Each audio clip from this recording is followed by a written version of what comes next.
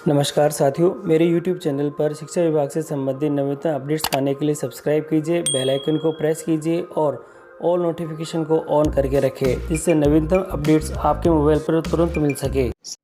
साथियों, ट्रांसफ़र को लेकर अपडेटेड न्यूज़ है।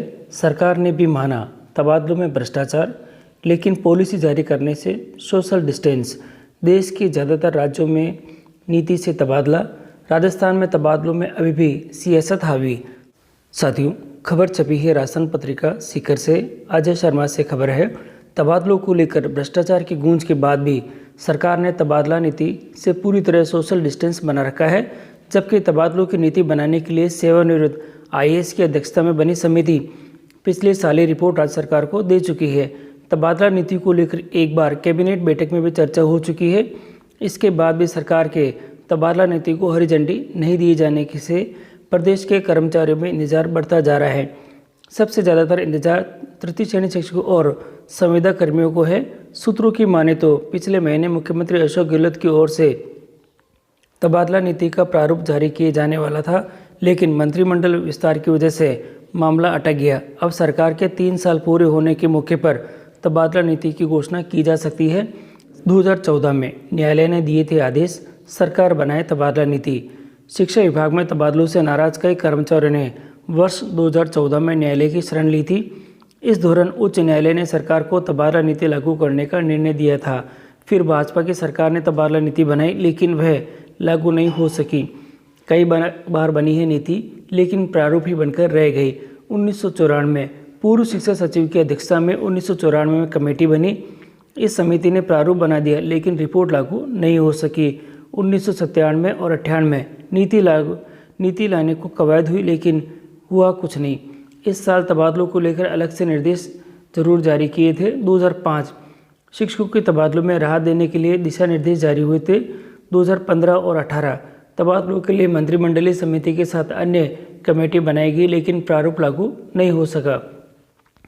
वर्ष 2020 जनवरी महीने में कमेटी बनी, अगस्त में रिपोर्ट दी, कैबिनेट ने मंजूरी मिलने शेष है।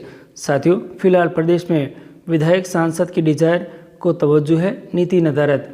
साथियों, कहने को तो सरकारी विभागों में कर्मचारियों की आवश्यकता सहित अन्य मापदंडों के आधार पर तबादले किए जाते हैं, लेकिन हकीकत यह है कि अभी भी प्रदेश में अधिकारियों और कर्मचारियों के तबादलों में सांसद व विधायकों की डिजायर को ही तवज्जो मिलती है। और साथियों, यहाँ भी दे रखा है देश के किस किस राज्यों में तबादलों को लेकर क्या क्या नीति है, यहाँ बता रखा है। सबसे पहले है हरियाणा। 2017 से ऑनलाइन तबादले हरियाणा में। अप्रैल 2015 से 2017 तक सभी एमएलए और प्रतिनिधियों अफसरों से सुझाव मांगकर ऑनलाइन ट्रांसफ़र पॉलिसी 2017 में जारी कर दी गई है। सेकंड, पत्रिका 5 जिलों के विकल्प के आधार पर तबादले। उत्तर प्रदेश में जून 2016 को अंतर जनपदीय स्थानांतरण नीति जारी की गई है। ऐसे कर्मचारी आवेदन कर सकते हैं जिनके शुरुआती जिले में 3 साल पूरे कर दिए गए हों। पंजाब में 15 अंकों के आधार पर तबादले। पंजाब में नई तबादला नीति जुलाई 2019 में जारी की गई थी। पॉलिसी में परफॉर्मेंस के लिए कुल 250 में से 90 अंक है। इसमें कर्मचारी का स्कोर कार्ड, सालाना गुप्त रिपोर्ट आदि है।